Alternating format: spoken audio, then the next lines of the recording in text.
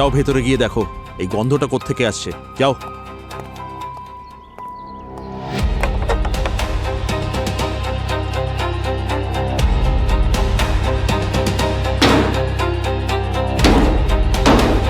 Hello,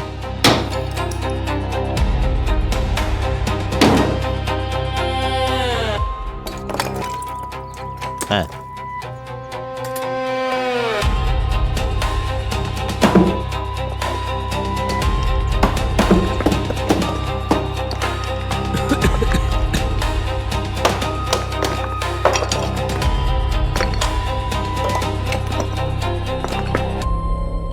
এটা কি?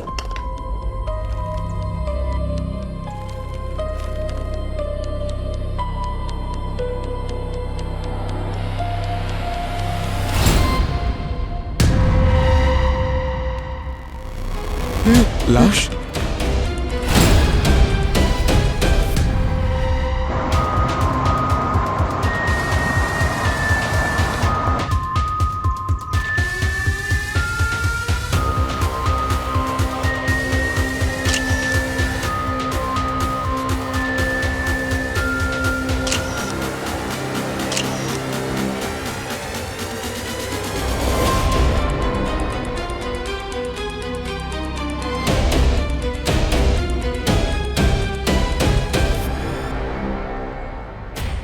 মনে হচ্ছে অনেকদিন ধরেই ঘরটা বন্ধ ছিল।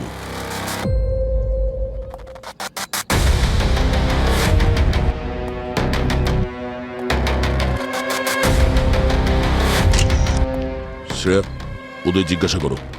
স্যার,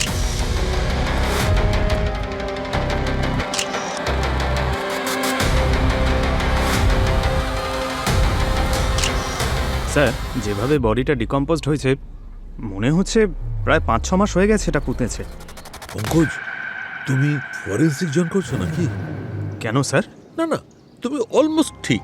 এই লাশটা 9-10 মাস হয়ে গেছে পোঁতা হয়েছে, আর একে পোঁতার জন্য সিমেন্টের ব্যবহার করা হয়েছে। জানা আছে সিমেন্ট কেন ব্যবহার করা হয়েছিল? কারণ সিমেন্ট ডিকম্পোজিশনকে ডিলে করে। আর পেলভিক বোনের সাইজ দেখে মনে হচ্ছে কোনো মহিলার লাশ এটা। এই বাড়িটা কতদিন ধরে বন্ধ আছে? সুজাতার মৃত্যুর পর থেকে, এই মোটামুটি 9-10 মাস আগে সুজাতার কার অ্যাক্সিডেন্টে মৃত্যু হয়েছিল। তারপর থেকে সুরেশও বাড়ি ছেড়ে চলে যায়। এই বাড়িতে কি অন্য কোনো মহিলা থাকতেন? আই মিন, সুজাতা বা সুরেশের কোনো বোন বা মা, কোনো বন্ধু বা অন্য কোনো মহিলাকে গত 9 মাসে আসা যাওয়া করতে দেখেছেন? না ম্যাম, সুরেশ আর সুজাতা এই দুজনেই থাকতো বাড়িতে। সুজাতার মৃত্যু যদি কার অ্যাক্সিডেন্টে 9 মাস আগে হয়ে গিয়ে থাকে, তাহলে এই লাশটা কার? সেটাই তো আমরাও ভাবছি, লাশটা কার আর এখানে কি করে এলো। এর ছুরির ডাইরেকশনটা দেখো পঙ্কজ। আমার মনে হচ্ছে খুনি একে ডানা দিয়ে ধরেছে আর বাঁ দিয়ে ছুরি মেরেছে। স্যার, স্যার কি করছেন কি আপনি? আরে করে দেখাচ্ছি তো কেমন করে মেরেছিল। এইভাবে। তার মানে ডক্টর সালুক এখানে যাই কিছু ঘটেছে হঠাৎ ঘটেছে। খুনির কোনো প্ল্যান ছিল না এটা করার। এখানে দুজনের মধ্যে তর্কাতর্কি হয়েছে, মারামারি হয়েছে, আর একজন অন্যজনকে রেগে গিয়ে মেরে দিয়েছে। হতে পারে। অবনী, জানলা বন্ধ করো। Yes sir. আপনারা প্লিজ সরে যান, আমাদেরকে কাজ করতে দিন প্লিজ। এই বাড়িতে সুরেশ চলে যাওয়ার পর আর কেউ আসেনি? হ্যাঁ ম্যাম, কেউই আসেনি, এমনকি পরিষ্কার করার জন্যও কেউ আসেনি। ওই দেওয়ালে যে ফটোটা আছে ওটা সুজাতার নাকি? হ্যাঁ ম্যাডাম। রান্নাঘর হলো মৃত্যু ঘর। নিউ মুম্বাইয়ের সেক্টর 5 থেকে আসছে এই এক্সক্লুসিভ খবর। গোপন সূত্রে জানা গেছে যে এই ফ্ল্যাটটা সুরেশ এবং সুজাতা নামের এক দম্পতির নামে রেজিস্টার্ড, কিন্তু এই ফ্ল্যাটটা বেশ কিছু সময় ধরে ফাঁকা ছিল।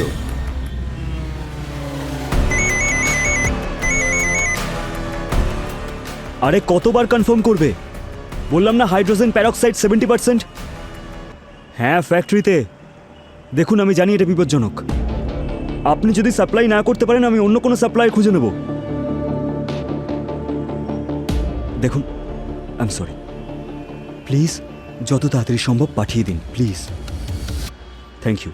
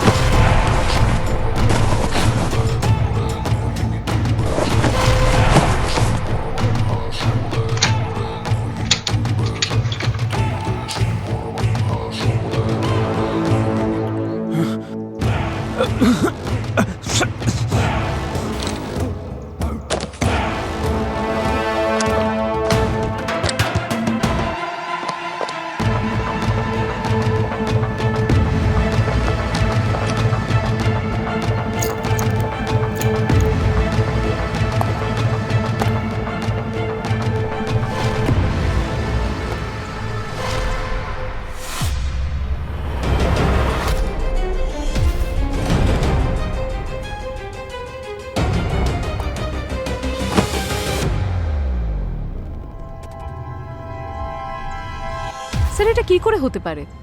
9 মাসের বন্ধ থাকা একটা বাড়িতে কেউ ঢুকলো, খুন করলো, আর কোনো আওয়াজ না করে উধাও হয়ে গেল, আর আশেপাশের লোকজন কিছু দেখতে পেল না, শুনতে পেল না। শ্রেয়া, এটাও তো হতে পারে যে খুনটা বাইরে কোথাও হয়েছে, আর খুনি জানতো যে এই বাড়িটা ফাঁকা আছে, তাই বডিটা এখানে এসে পুঁতে দিয়েছে। কিন্তু স্যার, বডি টেনে নিয়ে আসার তো কোনো চিহ্নই নেই।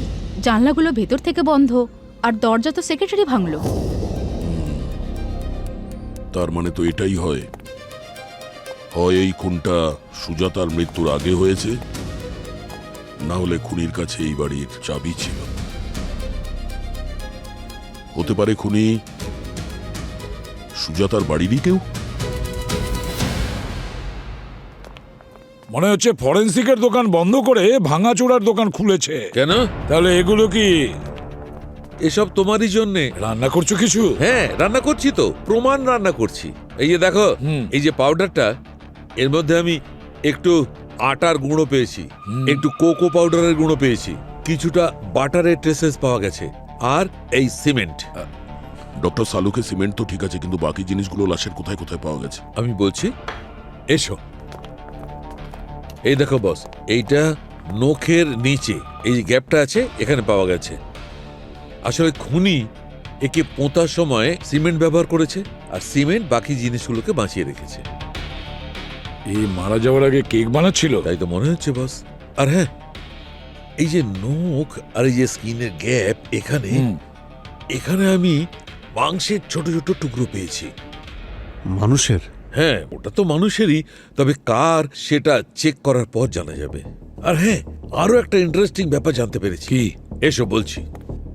ওকে না, তুমি কি আমাদের বরপক্ষ ভেবেছো নাকি? আরে ভাই, সবাইকে ডাকছো এদিকে এসো, এদিকে এসো। তবে বুঝিয়ে বলবো না? তাহলে বলো না তাড়াতাড়ি। এই দেখো, এটা মার্ডার ওপেন। খুনি এর ওপর থেকে আঙুলের ছাপ তো মুছে দিয়েছে, কিন্তু এই মার্ডার ওয়েপেনে রক্তের চিহ্ন এখনো পাওয়া যাচ্ছে। সেটা সিমেন্টের কারণে বেঁচে গেছে। কিন্তু স্যার, এই রক্তের দাগ তো ভিকটিমের হতে পারে অথবা খুনির। হ্যাঁ, যে কারোর হতে পারে। চেক করব, তখন বলবো কার। কিন্তু আরো এক বিষয় জানা গেছে। এই আরে দেখো, ভাই। এইটা আসলে হয়েছে কি, ওই ক্রাইম স্পটটা মেলার থেকে কম ছিল না। শ্রমিক, পাড়া প্রতিবেশী, মিডিয়া, ঘরের সমস্ত জিনিস সব মিলিয়ে আমি 32টা ডিএনএ স্যাম্পল পেয়েছি, 32। কিন্তু তবুও একটা বড় কাজের জিনিস পাওয়া গেছে। এই যে কাপড়, এই যে চিরুনি, এতে লেগে থাকা চুলগুলো, এই সব ডিএনএ সেম। আর এই 32 নম্বর ডিএনএটা ভিকটিমের দাঁতের ভেতর থেকে বার করে চেক করেছি। জানো কি জানতে পেরেছি? কি স্যার? এই সমস্ত ডিএনএ ভিকটিমের ডিএনএর সঙ্গে ম্যাচ করে যাচ্ছে। মাই গড! কিন্তু এটা তো তখনই সম্ভব যখন ভিকটিম সেই বাড়িতে থাকছে, আর তাও অনেক দিন ধরে। আর ওই বাড়িতে অনেক দিন ধরে থাকা মহিলা তো একজনই, সুজাতা। মানে এই লাশ সুজাতার। কিন্তু স্যার, সুজাতার তো কার অ্যাক্সিডেন্টে প্রায় 9 মাস আগেই মৃত্যু হয়েছে। কিচেনে যে লাশটা আমরা পেয়েছি সেটা সুজাতার। তবে 9 মাস আগে ওই পুড়ে যাওয়া যে লাশটা ট্যাক্সিতে পাওয়া গিয়েছিল, সেটা তাহলে কার ছিল? সেটা আমাদের খুঁজে বের করতে হবে। একটা কাজ করো, স্যার, ট্যাক্সি অ্যাসোসিয়েশনে গিয়ে ওই ট্যাক্সির পুরো ডিটেলস বের করো, যেটা 9 মাস আগে পুড়ে ছাই হয়ে গিয়েছিল এবং যার মধ্যে একটা লাশও পাওয়া গিয়েছিল, যেটা সেদিন পুড়ে গিয়েছিল। ওখান থেকেই সুজাতার মৃত্যুর রহস্য খুঁজে পাওয়া যাবে।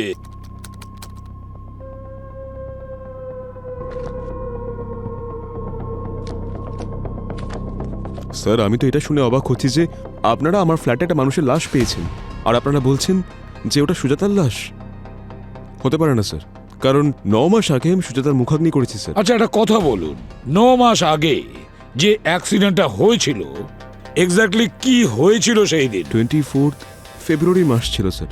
আমি 1 সপ্তাহের জন্য শহরের বাইরে বেরিয়েছিলাম কিছু কাজের কারণে, আর তখনই আমাকে পুলিশ স্টেশন থেকে ফোন করা হলো আর বলা হলো যে একটা ভয়াবহ অ্যাক্সিডেন্ট হয়েছে, আর আমার সুজাতা, ওকে আমি চিনতে পারছিলাম না স্যার।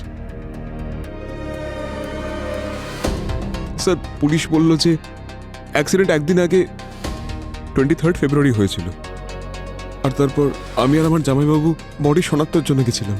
আমরা যা দেখেছিলাম সেটা ভয়ঙ্কর ছিল। ওর মুখ জামা কাপড় এমনভাবে পুড়ে গিয়েছিল যে বিশ্বাস করা মুশকিল ছিল এটা সুজাতা।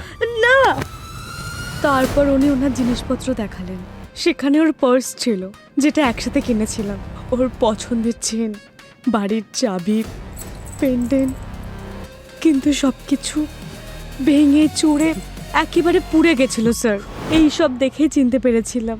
এটাই তো কিছুতে বুঝতে পারছি না যে সুজাতা সেদিন ট্যাক্সিতে যখন ছিলই না, তাহলে ওর পার্সটা কি করে ট্যাক্সিতে পাওয়া যায়?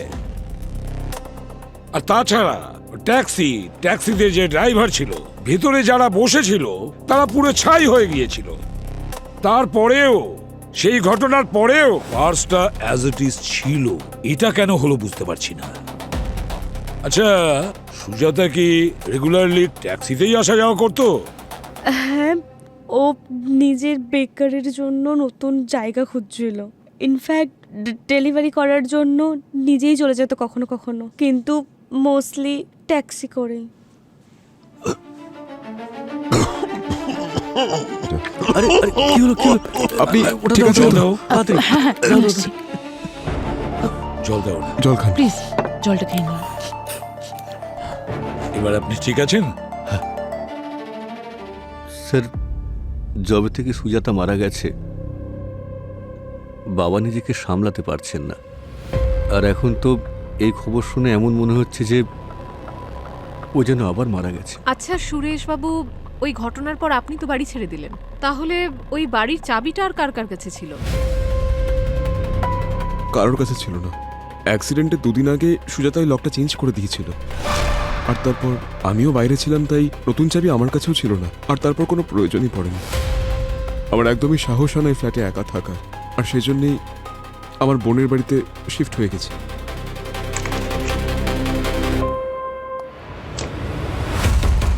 স্যার, এই যে স্যার,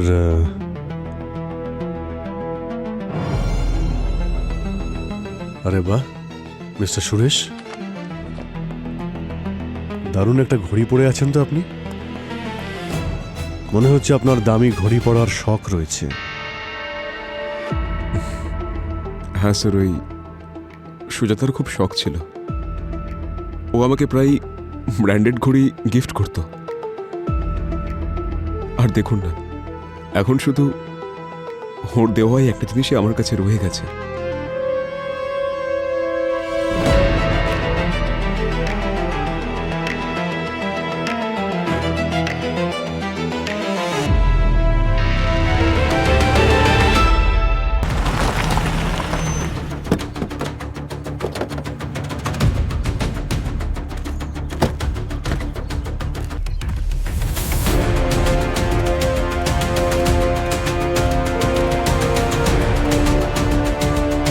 আমার মনে হয় এই ব্যাপারটা সকলেই জেনে গেছে।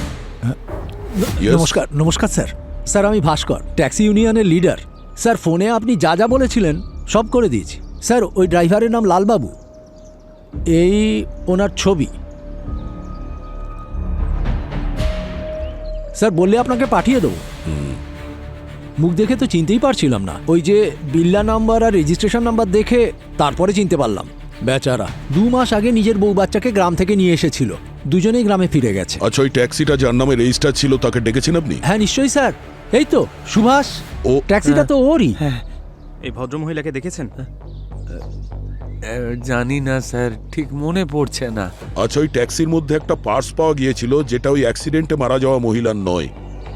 আচ্ছা, লালবাবু কি কখনো বলেছিলেন ওই পার্সের ব্যাপারে কিংবা মহিলার ব্যাপারে? হ্যাঁ হ্যাঁ স্যার, উনি বলছিলেন যে ট্যাক্সিতে বসে একজন ভদ্র মহিলা বকবক করছে। একদিন আগে ওই ট্যাক্সিতে উনি পার্সও ফেলে গেছিলেন স্যার। আর বেশি ভাড়া পাওয়ার আশায় লালবাবু ওনাকে নিজের নম্বরটাও দিয়েছিলেন। আর তারপর ওই মহিলা অনবরত ওকে ফোন করতে থাকে যে পার্সটা নিয়ে এসো, পার্সটা নিয়ে এসো। এবার আপনি বলুন স্যার, কাজবাজ ছেড়ে দিয়ে কি করে যেত? ওর গাড়িতে একজন ভাড়াও ছিল। ও বলছিল সময় পেলে ও যাবে, দিয়ে আসবে, কিন্তু উনি শুনতে রাজি ছিলেন না। ঠিক আছে, থ্যাংক ইউ। স্যার, স্যার, হয়তো এই কারণেই সুজাতার পার্স ওই ট্যাক্সিতে পাওয়া গেছিল। কিন্তু একটা ব্যাপার যে, যেদিন অ্যাক্সিডেন্ট হয়েছিল বারবার লালবাবুকে ফোন করেছিল। তার মানে এটাই হলো যে 23 তারিখ পর্যন্ত সুজাতা বেঁচে ছিল। কিন্তু এখন প্রশ্ন হচ্ছে যে ওই মেয়েটা কে ছিল যে অ্যাক্সিডেন্টে মারা গেছিল।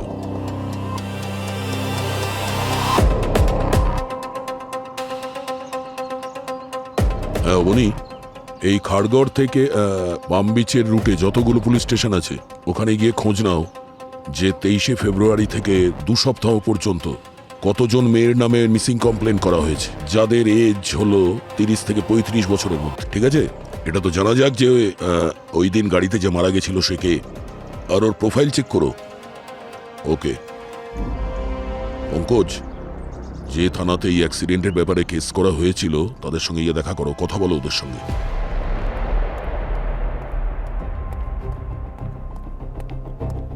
স্যার, হ্যাঁ স্যার লোকাল পুলিশ এই ফটোগ্রাফ পাঠিয়েছে।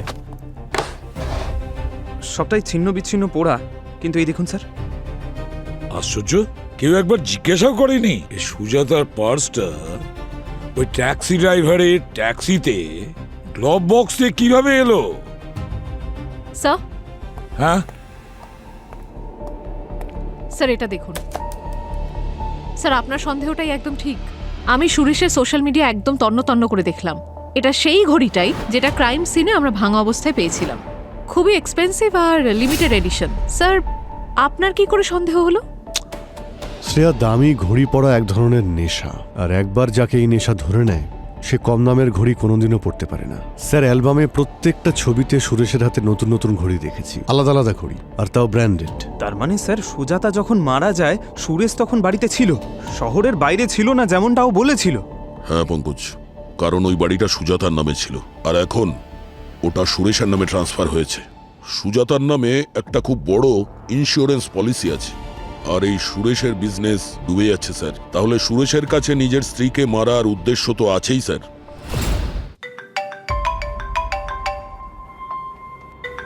হ্যাঁ শালুকে বলো, তাড়াতাড়ি পাঠাও। শালুকে বলছে সুজাতার লাশের নখের ভেতরে যে মাংসের টুকরো পাওয়া গেছিল সেটা, আর যে ছুরি দিয়ে সুজাতাকে মারা হয়েছিল তাতে যে রক্তের ছাপ ছিল সেটা ম্যাচ করছে, মানে ডিএনএ একটাই। স্যার ক্রাইম সিনে আমরা সুরেশের ভাঙা ঘড়িটা পেলাম। হতে পারে সুরেশ আর সুজাতার মধ্যে হাতাহাতি হয়েছে, আর সুরেশ সুজাতাকে মেরে ফেলেছে। স্যার সালুংকে স্যার যে ডিএনএটা পেল, যদি ওটা সুরেশের ডিএনএর সাথে ম্যাচ করে তাহলে কেস ক্লোজড। তবে সুরেশ যার শেষকৃত্য করেছে সেটা কার করেছে? স্যার, আমার বিশ্বাস হচ্ছে না যে আপনারা আমার উপর সন্দেহ করছেন। আমার সুজাতাকে আমি কিভাবে? আর স্যার এই ঘড়ি আমি জানি না আমার এই ভাঙা ঘড়িটা আপনারা আমার ঘরে কোত্থেকে পেলেন। এটা কত বছরই হারিয়ে গেছিল। হারিয়ে গিয়েছিল? আচ্ছা, প্রায় এরকম দামি ঘড়ি হারিয়ে গেলে লোকে থানায় অভিযোগ করে। আপনি করিয়েছিলেন? স্যার, পুলিশে রিপোর্ট লিখিয়েছিলাম আমি, কিন্তু কোনো লাভ হয়নি। স্যার, আপনারা চাইলে আমি কপি দিতে পারি। সুরেশ, সোজা কথায় আসি, হয় তুই আমাদের কাছে কিছু লুকোচ্ছিস, না হলে কেউ তোকে তোর স্ত্রীকে খুন করার দায়ে ফাঁসানোর চেষ্টা করছে। এখন মনে করার চেষ্টা কর, ভালো করে ভাব, আর ভালো করে ভেবে বল কে হতে পারে সে যার সুজাতার মৃত্যুতে কিংবা তোর জেল হলে লাভ হতে পারে। স্যার, আমরা খুব সাধারণ মানুষ। আমার ছোট একটা ব্যবসা আছে, আর ওর একটা বেকারি ছিল। হ্যাঁ, ওর বেকারি সার্কেলে 2-3 জন বন্ধু ছিল যারা ওর ক্ষতি করার চেষ্টা করেছিল। বিশেষ করে একটা নাম ছিল সেখানে, বিহান, আহান নাকি অয়ন, স্যার এমনই কোনো নাম ছিল। কিন্তু এটা তো স্যার ব্যবসায় চলতে থাকে, তার জন্য কি কেউ কারোর খুন করতে পারে নাকি স্যার? শেষবার তোমার সঙ্গে সুজাতার কবে কথা হয়? স্যার, অ্যাক্সিডেন্টের 3 দিন আগে, আর ওই সময় আমাদের মধ্যে ঝগড়া হয়েছিল। কি ব্যাপার নিয়ে? অ্যাকচুয়ালি ওর বেকারির ব্যবসাটাও এক্সপ্যান্ড করতে চাইছিল, তাই আমরা খাড়গড় সেক্টর 3 নিউ মুম্বাইতে একটা ম্যানুফ্যাকচারিং ইউনিট দেখেছিলাম। আমরা লকও করে দিয়েছিলাম সেটাকে। তারপর সাডেনলি ও বললো যে ও ক্যান্সেল করতে চাইছে।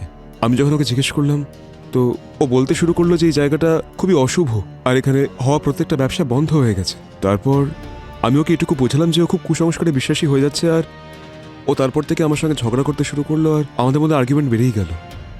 মিস্টার সুরেশ, আমরা আপনার ডিএনএ টেস্ট করতে চাই। আপনি কি তৈরি?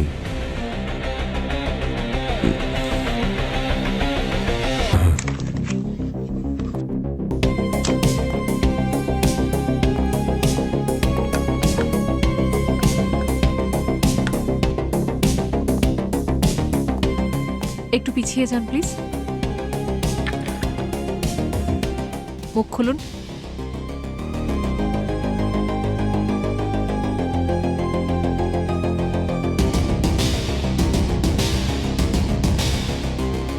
যতক্ষণ না এই কেসটা সলভ হবে শহর ছেড়ে তুমি কোথাও যাবে না।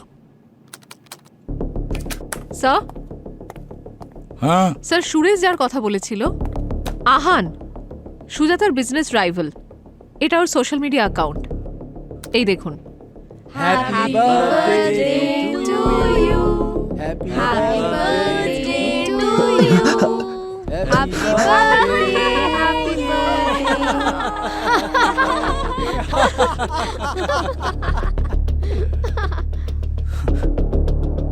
Happy birthday loser. আমি ভালো করে জানি এটা তোরই কাজকর্ম। আমি তোকে শেষ করে ফেলবো। তুই দেখ, আই সোয়ার, তুই দেখ আমি তোর কি অবস্থা করি। এতে এটা কোথায় প্রমাণ হয় যে এই কেকটা সুজাতাই পাঠিয়েছিল? স্যার, ডিরেক্টলি তো নয়, কিন্তু বেকিং ইন্ডাস্ট্রিতে এই দুজনের রাইভালরি নিয়ে খুব চর্চা হয়েছে। আমি কয়েকজনের সাথে কথা বললাম, তো আহান নিজের পেজে সুজাতার ব্র্যান্ড নিয়ে যা নয় তাই বলেছে। অন্যদিকে সুজাতা আবার আহানের সবথেকে বড় ক্লায়েন্টের বিজনেস ডিলটা কেড়ে নেয়। ওই দেখো, আর আহানের অ্যাঙ্গার ইস্যু রয়েছে। একবার ওর অ্যাসিস্ট্যান্ট ক্রিমটা বড্ড মিষ্টি করে দিয়েছিল, তো রেগে গিয়ে আহান তার নাক ফাটিয়ে দেয়। স্যার, আরও একটা ব্যাপার, আহানের বার্থ ডেট ফেব্রুয়ারি 22। তার মানে সেই দিন যেদিন সুজাতা নিজের পার্স ভুলে গেছিল ট্যাক্সিতে, অ্যাক্সিডেন্টের একদিন আগে। একজন লোক যে নিজের রাগকে কন্ট্রোল করতে পারে না, সে তো প্রতিশোধ নেওয়ার জন্য যা খুশি তাই করতে পারে।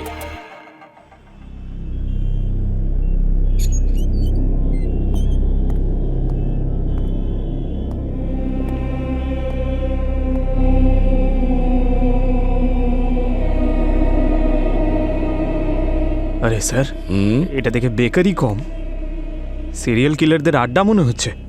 সিরিয়াল কিলার না স্যার, শয়তানের আড্ডা। আমাদের Halloween special cake sir, customise. বলুন আপনারা কি নেবেন? আমাদের কেক নয়, স্টেটমেন্ট চাই। আমরা সিআইডি থেকে এসেছি। তার মানে এটা নয় যে আমরা কেক খাই না, বুঝেছো?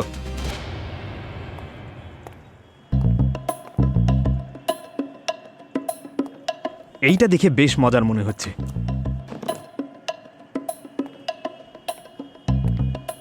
এই নাও, আগে তুমি একটু খাও। এই নাও, খাও খাও খাও খাও। এইটা আমি খাবো। এই, সরি স্যার, আমি একটু ডায়েট করছি। এ নাও, তুমি খাও। নাও, কোনো টেনশন নেই, খেয়ে নাও। দাও, আমি দেখছি। তুমি স্যারের সঙ্গে কথা বলো। বলুন স্যার, আমি আপনাদের কিভাবে সাহায্য করতে পারি? আহান, 22শে ফেব্রুয়ারি তোমার জন্মদিনের দিন ওই কেকের ঘটনাটা যেটা ওই সুজাতা করেছিল, তোমার খুব রাগ হয়েছিল না? ভালো করে জানি স্যার, কাজটা ওই করেছে। হ্যাঁ, মেনে নিলাম, কিন্তু তুমি কি করেছিলে? না, ভিডিওতে তো অনেক বড় বড় কথা বলছিলে, দিব্যি খাচ্ছিলে, বদলা নেবে বলেছিলে। স্যার, ওই সময় আমি রাগের মাথায় বলে ফেলেছিলাম স্যার, কোনো খারাপ উদ্দেশ্য ছিল না। কি স্যার। উদ্দেশ্য ছিল? না না, তুমি তো ঝামেলা করেই ছিলে সুজাতার সাথে, তাই না? ওর বাড়িতেও গিয়েছিলে।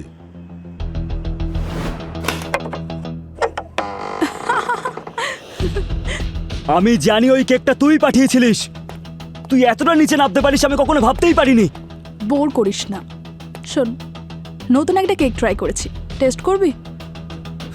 তোকে হ্যাঁ হ্যাঁ, আমাকেও মারবি যেভাবে তুই নিজের অ্যাসিস্ট্যান্টকে মেরেছিস? চল বস বস বস, আমি কিছু নিয়ে আসছি। কি রে, বস। স্যার আমি ওই অ্যাঙ্গার ম্যানেজমেন্ট থেরাপি নিচ্ছি স্যার। যদি আমি ওখানে এক মুহূর্ত থাকতাম না তাহলে কিছু একটা করে ফেলতাম। সেই জন্য স্যার আমি একটা দীর্ঘ নিঃশ্বাস ফেলে ওখান থেকে বেরিয়ে যাই। আচ্ছা হ্যাঁ স্যার। ঠিক আছে, তোমার উপর আমাদের নজর থাকবে।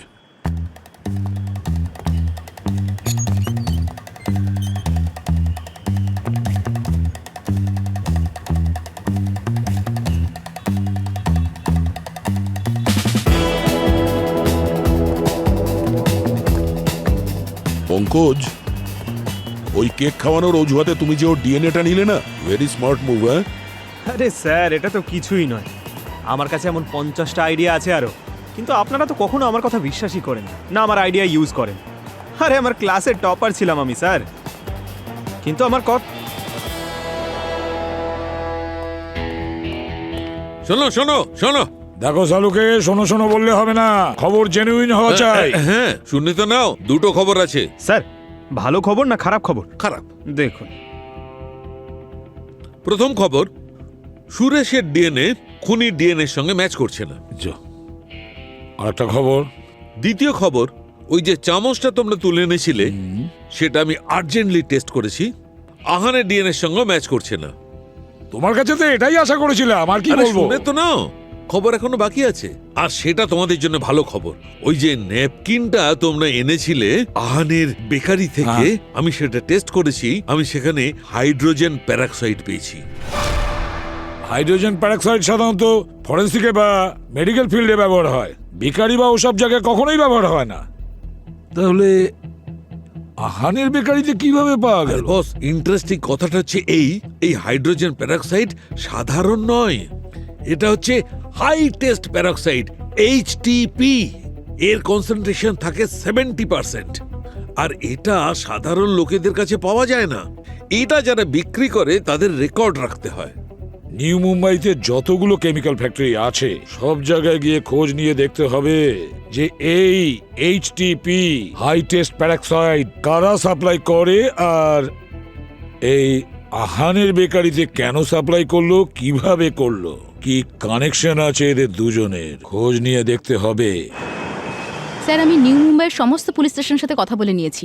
ট্যাক্সি অ্যাক্সিডেন্টের 2 সপ্তাহ আগে থেকে 30 থেকে 35 বছর বয়সের 10 জন মহিলা মিসিং। My God! কিন্তু স্যার তাদের মধ্যে একজন আছে ডিম্পল, যে বাড়ি থেকে বেরিয়েছিল হলুদ কালো ট্যাক্সিতে আর তারপরে কখনো ফেরেনি। কমপ্লেন কে ফাইল করেছিল? ওনার ভাই স্যার, সান বাড়াতে থাকে, আমি তার সাথে কথা বলেছি। অ্যাকচুয়ালি ডিম্পলের হাঁটুতে প্রবলেম ছিল, সেই জন্য তার ভাই ট্যাক্সি ড্রাইভারের সাথে পিক আপ আর ড্রপ কথা বলে নিয়েছিল।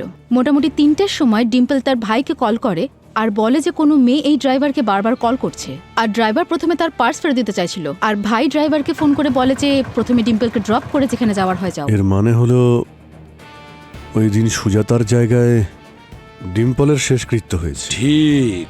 কিন্তু স্যার 23শে ফেব্রুয়ারি সুজাতা বারবার লালবাবুকে ফোন করছিল পার্সের জন্য। এর মানে 23শে ফেব্রুয়ারি দুপুর পর্যন্ত তো সুজাতা বেঁচে ছিল।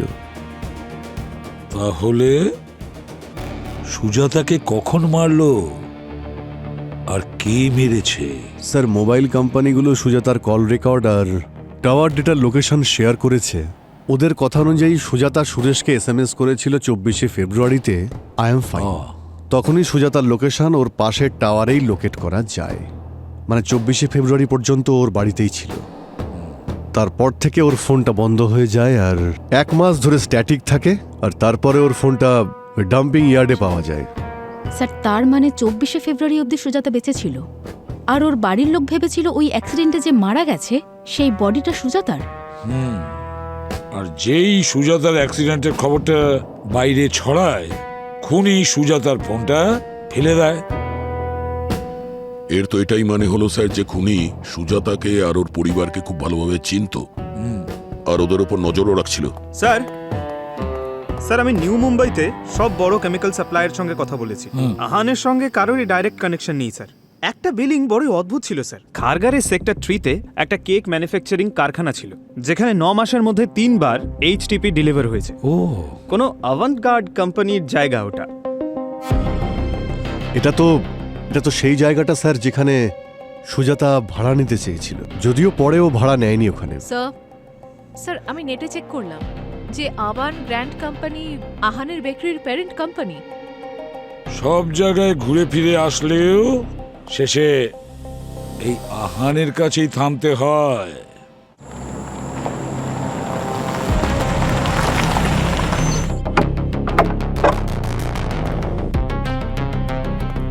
স্যার এই জায়গাটা তো অনেক মাস মনে হচ্ছে বন্ধই পড়ে আছে।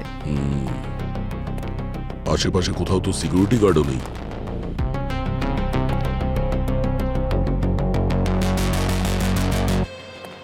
স্যার যদি এই জায়গাটা পরিষ্কার করার জন্য আহান এইচটিপি ইউজ করে থাকে তাহলে ভুল কি করেছে?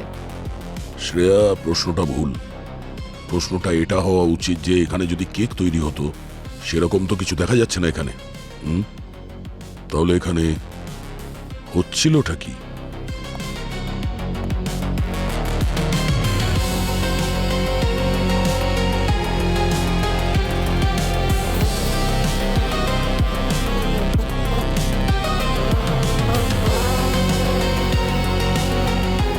স্যার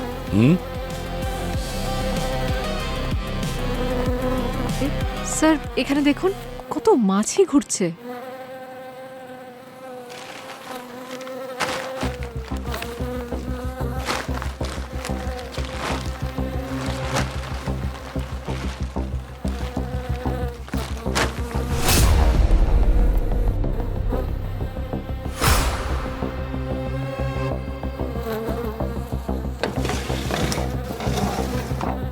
স্যার এই লোকটা? এটা তো লালবাবু, ওই ট্যাক্সি ড্রাইভার যার মৃত্যু 9 মাস আগে ওই ট্যাক্সিতে পুড়ে গিয়ে হয়েছিল। কিন্তু এখানে এই বডিটা দেখে মনে হচ্ছে যে 2-3 দিন আগে খুন করা হয়েছে। স্যার তার মানে ওই অ্যাক্সিডেন্টে সুজাতার সাথে লালবাবুকেও ভুল আইডেন্টিফাই করা হয়েছিল। কিন্তু এটা কি ব্যাপার? একটা অ্যাক্সিডেন্ট, 2টো মৃত্যু, আর দুজনেরই পরিচয়পত্র ভুল। ডিম্পলকে সুজাতা ভেবেছিল আর ড্রাইভারকে লালবাবু। যদি লালবাবুর মৃত্যু কয়েকদিন আগে হয় তাহলে ওই ট্যাক্সিতে পড়ে যে লোকটা মারা গেছিল, ওই লোকটা কে ছিল?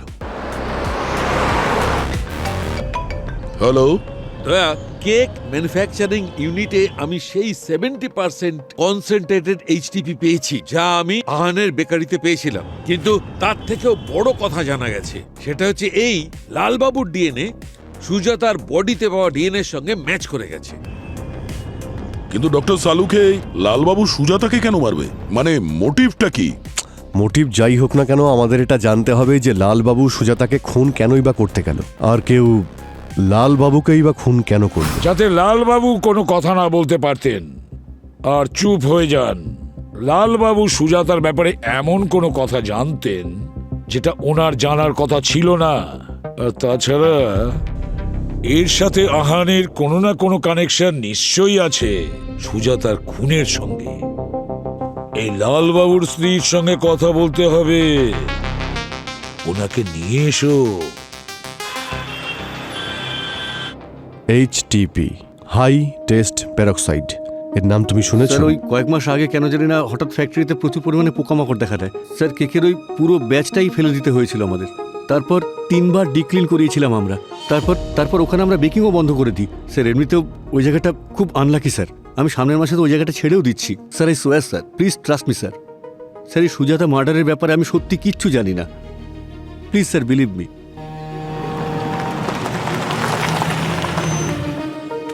এই লালবাবু কোথায় থাকেন? লালবাবু এখানেই থাকেন। এখানে? হ্যাঁ। ঠিক আছে। কেউ আছেন? লালবাবু?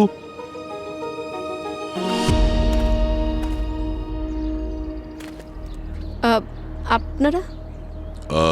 আমরা সিআইডি থেকে এসেছি। 23শে ফেব্রুয়ারি একটা অভিশপ্ত দিন ছিল। লালবাবু সন্ধ্যের সময় হঠাৎ করেই বাড়িতে এলো। ভয় পেয়ে আছে বলে মনে হচ্ছিল। তুমি হাত মুখ ধুয়ে না, আমি তোমাকে চা। আরে কি হয়েছে তোমার? এত ঘেমে যাচ্ছ কেন? তোমাকে দেখে এত চিন্তিত লাগছে কেন? কি হলো বলো। রত্না, আমি আমি তখনও ঘরের ভেতরে ঢুকিনি, কিন্তু ভেতর থেকে আমি চিৎকারের শব্দ শুনতে পেলাম। আমি দেখলাম যে ওখানে একজন মহিলা পড়ে আছে। ওনাকে ওনাকে কেউ ছুরি ম্যাডাম ম্যাডাম কি হলো? আমি যখনই ছুরিটা ধরতে গেলাম একজন লোক আমার ছবি তুলে নিল আর আমাকে বলল যে যদি আমি ওকে কোনো রকম হেল্প না করি তাহলে ও ছবিটা পুলিশকে দেখিয়ে দেবে, আমাকে ধরিয়ে দেবে। আমি আমি খুব ভয় পেয়ে গেছিলাম, খুব ভয় পেয়ে গেছিলাম আমি রত্না। আমি আর উনি একসাথে মিলে ওই মহিলার বডিটাকে ওই বাড়িতেই পুঁতে দিলাম। কি বলছো বুঝতে পারছি না। আচ্ছা, আবার পুলিশ ফোন করেনি তো? না না,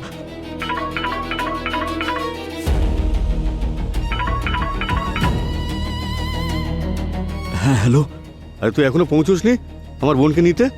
পুরো টাকা নিয়ে পালিয়ে গেছিস, লজ্জা করে না? আমি আসছি স্যার। কোনো প্যাসেঞ্জারকে নিয়ে যাওয়ার কথা ছিল, কারণ ও অ্যাডভান্স নিয়েছিল আর ওর অবস্থা এমন ছিল যে ও ঠিকঠাক গাড়ি চালাতে পারবে না, তাই ও ওর ইউনিফর্ম আর ব্যাজ ওর ভাইকে দিয়ে দিয়েছিল। খারঘাট সেক্টর 3-তে একটা পিকআপ আছে, ওনাকে ওখানে নিয়ে গিয়ে বাড়িতে ছেড়ে আসবি। আমার শরীরটা আজকে খুব একটা ভালো লাগছে না। ঠিক আছে, নিজের খেয়াল রাখিস। আর যখন দুর্ঘটনাটা ঘটেছিল তখন গাড়িতে লালবাবুর জায়গায় ওর ভাই ছিল। সেই কারণে লোকাল পুলিশ ওই লোকটাকে লালবাবু ভেবেছে, কারণ মুখ দেখে ঠিকমতো বোঝা যাচ্ছিল না। আর ওই লাইসেন্স প্লেট আর ব্যাজ নাম্বার ওটা লালবাবুরই ছিল। আর এই ঘটনার পর লালবাবুর লুকোনোর প্রয়োজন ছিল, তাই আপনারা ওখান থেকে এখানে চলে এসেছেন। যে লোকটা খুন করেছিল সে কে ছিল, কেমন দেখতে ছিল, কিছু বলেছিল লাল? ও তো আমাকে বেশি কিছু বলেনি। ও বলছিল যে ও যখন জোরে জোরে চিৎকার করছিল আর আরও যখন মাথা গরম করে ফেলছিল তখন কান চুলকাতো, কিন্তু এবারেও কান চুলকাচ্ছিল না। এইবার মানে ধরুন এই তো 3 দিন আগে ওই লোকটার ফোন এসেছিল আর ও লালবাবুকে বলেছিল যে ও লালবাবুকে টাকা দেবে চাকরি দেওয়ার জন্য। লাল তো কিছুতে যেতেই চাইছিল না, আর আমি জেদ করেছিলাম যে এগুলো ভুলে সামনের দিকে এগিয়ে যেতে, যেখানে বাচ্চাদের ভবিষ্যতে প্রশ্ন আছে। কোন নাম্বার থেকে কল এসেছিল? এটা তো আমি জানি না, এটা হয়তো লালের ফোনেই থাকবে। লালবাবুর ফোন নাম্বারটা দেবেন প্লিজ। 9818। ওকে। লালকে আমি 2 দিন ধরে ফোন করছি, ও ফোন তুলছেই না। ও কখনো এর আগে এরকম করেনি।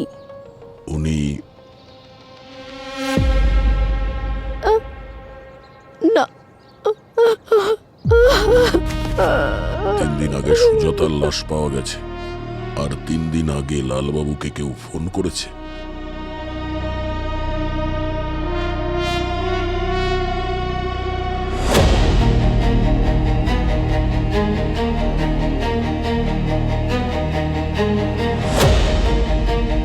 থ্যাংক ইউ আপনাদের সবাইকে, আপনারা সবাই এখানে এসেছেন। আমি কখনো ঠিক করে আমার মেয়ে সুজাতাকে বিদায় জানাতে পারিনি, কিন্তু আজ আপনারা সুজাতার খুনি তাকে ধরে ফেলেছেন। আমার মেয়ে আমার চোখের মণি ছিল। আজও আমি ওর ছোটবেলার ছোট ছোট ঘটনা বলি।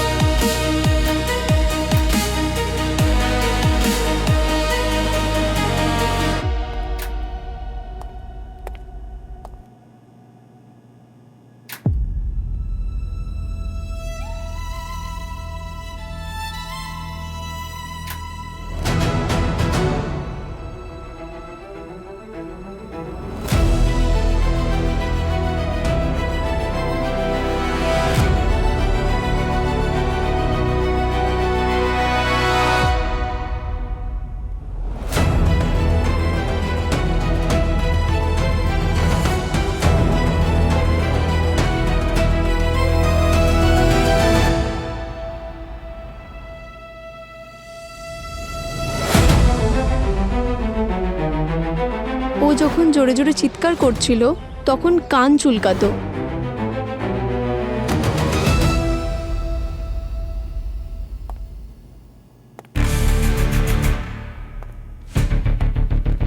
জামাইবাবু,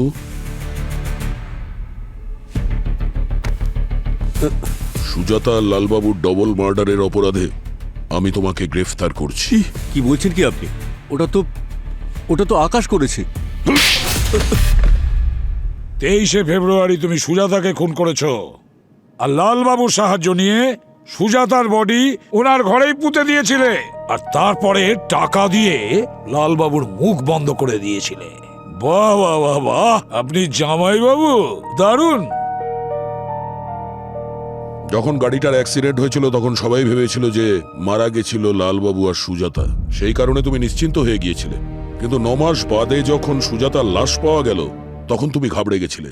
তুমি লালবাবুকে ফোন করেছিলে সুজাতার বাবার ল্যান্ডলাইন ফোন থেকে, আর আকাশের বন্ধ কারখানায় দেখা করতে বলেছিলে, আর ওখানেই তুমি ওকে মেরে পুঁতে দিয়েছিলে যাতে সন্দেহর তীর চতুর্দিকে ঘুরতে থাকে আর তোমার কাছে না পৌঁছয়। কিন্তু লালবাবুর স্ত্রী খুনের ব্যাপারে আমাদের একটা বিশেষ কথা বলেছিলেন। তারপর আমরা সুজাতার বাবার সাহায্য নিই আর পুরো নাটকটা সাজাই যাতে তুমি টেনশনে আসো আর তোমার ট্রেডমার্ক কান চুলকোতে থাকো। আরে এখনো তুমি চুলকোচ্ছো কেন কেন করলি তুই এরকম? বল। তোর জন্য সুরেশ নতুন গাড়ি কিনলো, সুরেশের প্রমোশন হয়ে গেল, সুরেশ নিজের স্ত্রীকে নিয়ে ফরেনে ঘুরে বেড়াচ্ছে। সুরেশ সুরেশ সুরেশ, আমার নিজের স্ত্রী সবসময় সুরেশের কথা বলতো, আমার কথা নয়। তারপর আমি ঠিক করলাম যে সুরেশের কাছে যা যা আছে সেই সব আমি ধীরে ধীরে ছিনিয়ে নেব। তারপর আমি তো জিনিসপত্র চুরি করতে লাগলাম, কাফলিং, ঘড়ি। ভেবেছিলাম একদিন তোর বউও চুরি করব। সেদিন আমি একটু বেশি ড্রিঙ্ক করে ফেলেছিলাম। আমি জানতাম যে সুজাতা বাড়িতে একাই রয়েছে, তাই আমি চলে যাই। আর ও দেখে ফেলে যে আমি তোর ঘড়ি পরে আছি, আমাকে চোর বলে ডাকলো, খুব খারাপ কথা বললো। আমার এত রাগ হলো যে আমি ছুরিটা তুলে নিয়ে কখন যে ওকে খুন করে ফেললাম আমি নিজেই বুঝতে পারলাম না। ম্যাডাম,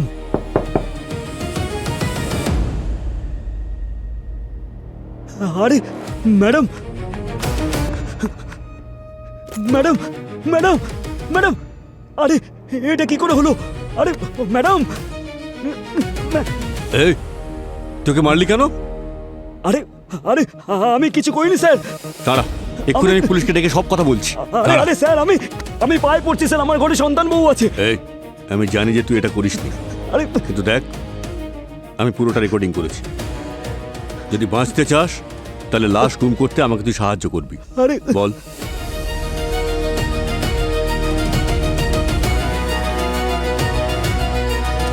এটা তোর জন্য, আর এটা সুজাতার ব্যাগ, এটাকেও গুম করে দে। আর শোন, একদম চালাকি করবি না, ভিডিওটা আমার কাছেই আছে, মনে থাকে যেন। হ্যাঁ স্যার। এবার যা।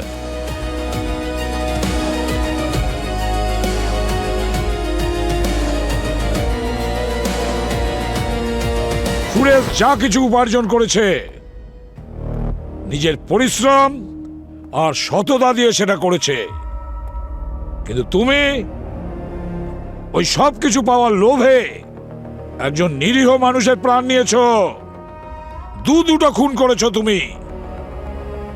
আইন তোমাকে কোনোদিন ক্ষমা করবে না, তোমার ফাঁসি তো অনিবার্য।